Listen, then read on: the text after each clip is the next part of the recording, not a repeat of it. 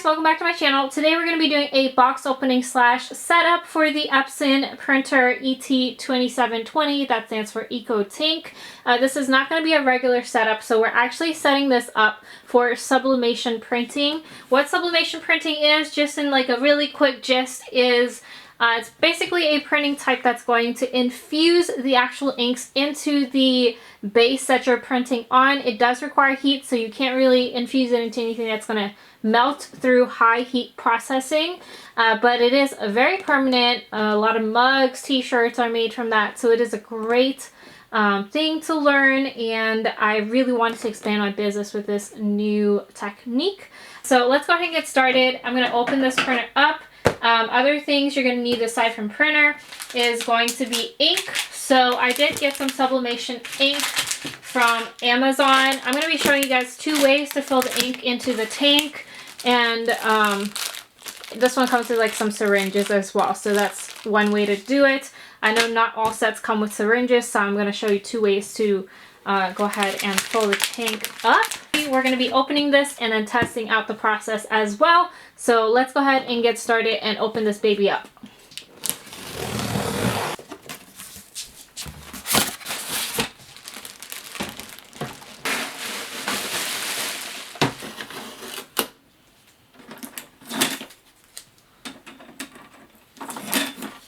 Alright guys, so here is the printer unboxed, and we have the printer, we have the plug, and then we also have the 4 inks that it comes with. This is just regular ink, so we're not going to use this, but this is actually one method we're going to do. Another thing to point out too is when you get your printer, please take a look at the tanks. It's see-through. Make sure it has not been used, just because I know sometimes people return things, they don't tell people it's been used, and you end up having one that maybe has some ink in there. So make sure you are having a brand new printer. We cannot have any of the normal ink into the system. If we're going to be using it for sublimation, you cannot use it for regular printing anymore. We're going to start by taking all of the ink out. Alright guys, so we're going to start putting ink into the printer to set it up for sublimation. There are two ways to do this. One of the more popular ways is to just directly put it into the printer. That is going to be using the syringes. You would just simply open this, and then you would stab the syringe into the rubber hole and inject the ink in there. I personally don't really want to poke a bunch of holes in that rubber. So what I'm going to do is I'm actually going to be switching the ink into this container. The top of these containers are actually designed specifically for the printer, so it's kind of like a key per se, just made for the printer. Now cleaning this out is going to be quite a mess, so what I'm going to do is try to pour it out into a container first, and then that way I can get rid of that before cleaning it out in the sink, just because I don't want a bunch of ink all over my sink and staining my sink.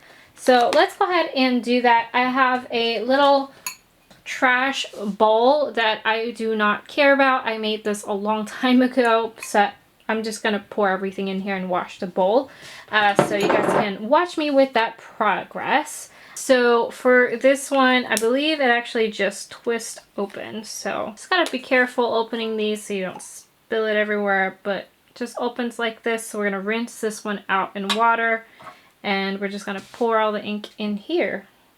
I don't really have any use for this, so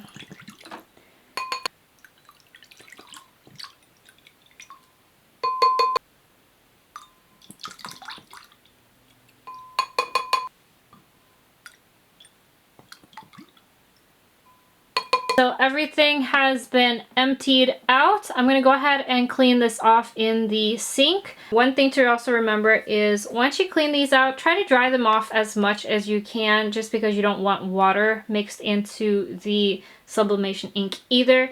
You want only the sublimation ink in there, so try to go ahead and dry it out. Stick a paper towel in there, blow dry it, do something, just dry it out, and I will be right back. Alright guys, so I am back and all of the containers have been cleaned out and dried as much as I can on the inside. So everything is dried, everything is still color coded. One thing I want to mention on why I'm not showing you guys the needle process is because if you actually look into the rubber part here, there's no actual hole there. So it's just a rubber piece. I believe what happens is that there's actually keys on these little containers that actually opens that valve up.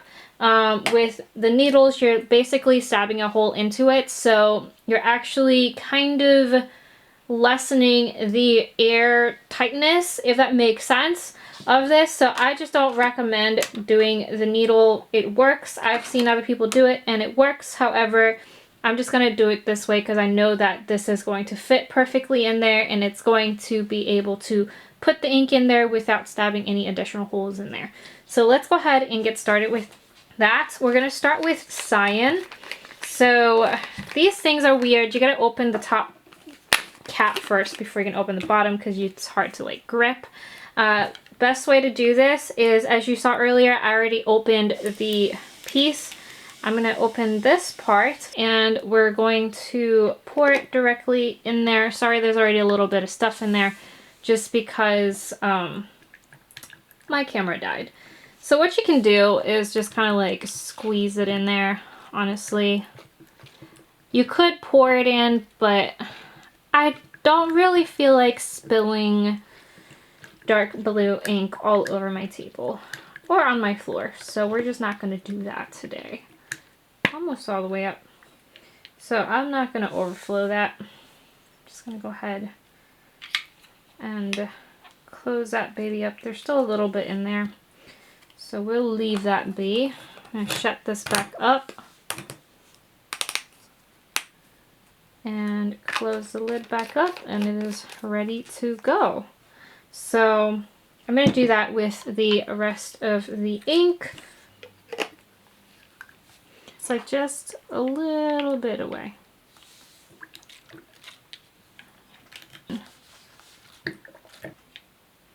Looks like we have like a little itty bit left in there. So I'll probably just refill it when I get the chance.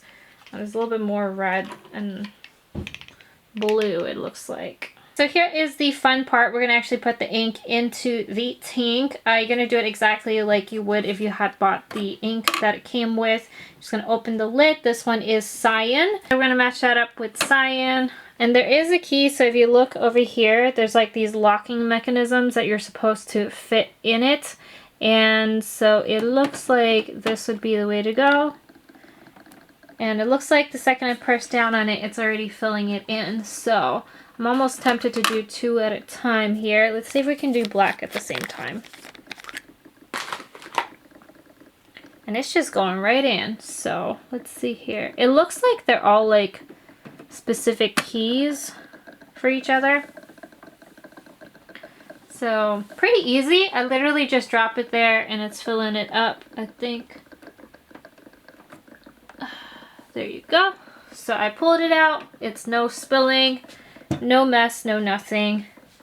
That one's still filling up. I fill up the cyan pretty high up there. Black's not going as fast for some reason, but magenta's gonna be the next one. Close the cyan back up. There you go. Let's do magenta first. So you can't mess up because it looks like the keys are all different to match in there. Alright, so that's magenta. And then the last one is going to be for yellow. You just place it like that, it's going to go ahead and fill it up. What I'm also going to do is with the remaining ink, you can see I still have some left. I'm actually going to go ahead and put it into the container. After we filled this up, we still have quite a bit of ink here. I'm not sure if you guys can tell. I think it's like right about here. So we still have like a good amount of ink. And so definitely I highly recommend doing this method over the other. I know you guys are thinking that it's kind of tedious to clean it out, all that stuff. But if you really think about like future wise, this is going to be the preferred method because it's easier to refill. Just pour it in there versus doing like a little syringe bottle. I mean, if you look at how much ink was actually used in there, just think about how many of these syringes it's going to take in order to fill that tank up. Personally, I just don't want to do all that. So this is kind of like a one-time get it out of your way type of thing. All right, so you can see the ink is filled up. This is all set up. We're gonna go ahead and actually turn on the printer now. I'm gonna put it back there, so you're gonna see the printer back there next, and then we're gonna try to print something and heat press it onto a t-shirt. I'm gonna go ahead and prepare the whole heat press thing over here. I have my heat press. This is the medium size. I'm gonna set this up to 400. So if you click on here, you can see it's set to 400. Time's gonna be 60 seconds. I already have it on, so it's heating up right now. Okay guys, so we have the image here. I'm going to go ahead and edit it, flip it over. So we just have to mirror it horizontally. So let's go ahead and mirror it. So it's going to look like that. Once it's going to be printed and then attached on the shirt, it should be the other way around. This is the first time I'm doing this, guys, so we're doing this together here. We're going to see how the colors turn out, see if we have any adjustments. Also to see if whenever I'm printing, do I have to go more towards the darker side or the lighter side when printing them out. So let's go ahead and print this out. I'm going to go to the printer, select the EPSON printer, and this is in color. Click print. Let's see how it's going to turn out. So here is the image backwards. Let's go ahead and try to heat press this onto the shirt. All right, so just to prepare for the heat press, we have the image here. I am just using regular letter paper, so I'm not using any fancy paper or anything like that, but you can get sublimation paper as well. To prevent it from bleeding through the entire shirt, I'm gonna stick a piece of regular paper in between the shirt as well. So let's go ahead and try to stick that in.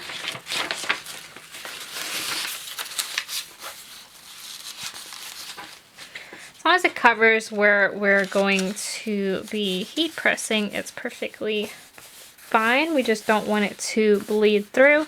So here is the shirt with the piece under it. The other thing we need to do is also set up my Cricut. So I have it set up to 400 degrees Fahrenheit, and we have 60 seconds on the timer. So I'm going to wait for that to hit. Now for the time being, what I am going to do is cut this a little bit smaller so it's a little bit easier for me to position.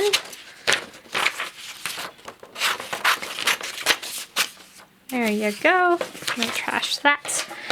And we're going to go ahead and position this onto the shirt. I'm going to have this pretty high up because, like I said, I want that stain to be covered. Now, since I'm having it pretty high up, I'm actually going to scoot that piece of paper pretty high up too. So let's scoot this whole thing down. Paper goes up to here. And like I said, goal is to kind of cover that piece of marking right there. I have it like kind of, maybe like right here. It looks about right to me. Again, guys, this is a first time thing. I have some heat resistant tape that I'm going to tape this piece down with.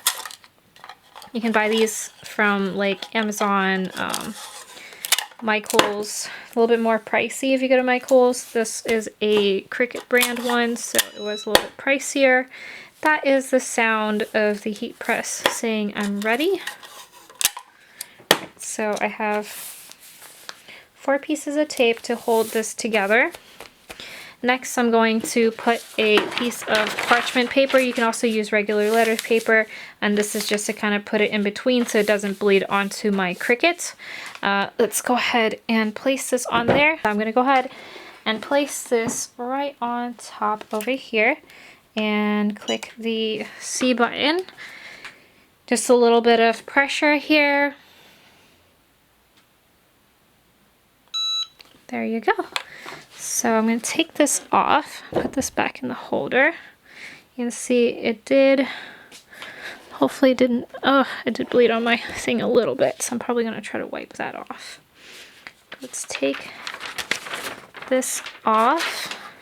So you probably need 2 parchment paper from looking at that.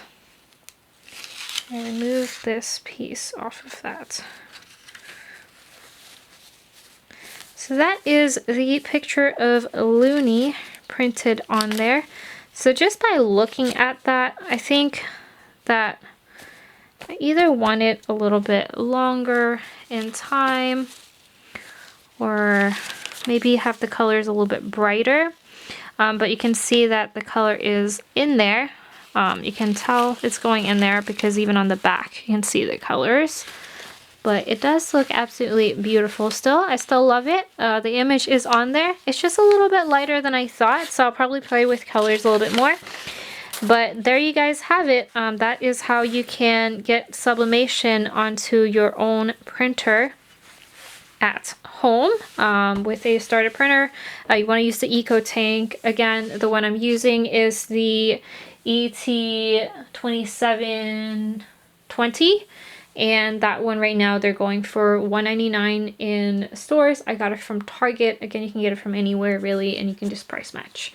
So thank you for watching. Hopefully this helped you guys out. As you can see, this, you can't feel it. I absolutely love this new process. I've actually tried to get this image on a shirt for a long time. So even though this isn't like as bright as I would want it to be, I still love this just because it's Luna. So how can I not? But I will see you guys next time. Thank you for watching. Make sure to comment and rate and subscribe. Let me know if this is the type of video that you guys like to see. If you have any other things you want to see with sublimation, I would love to do it for you guys. So I will see you guys next time. Bye.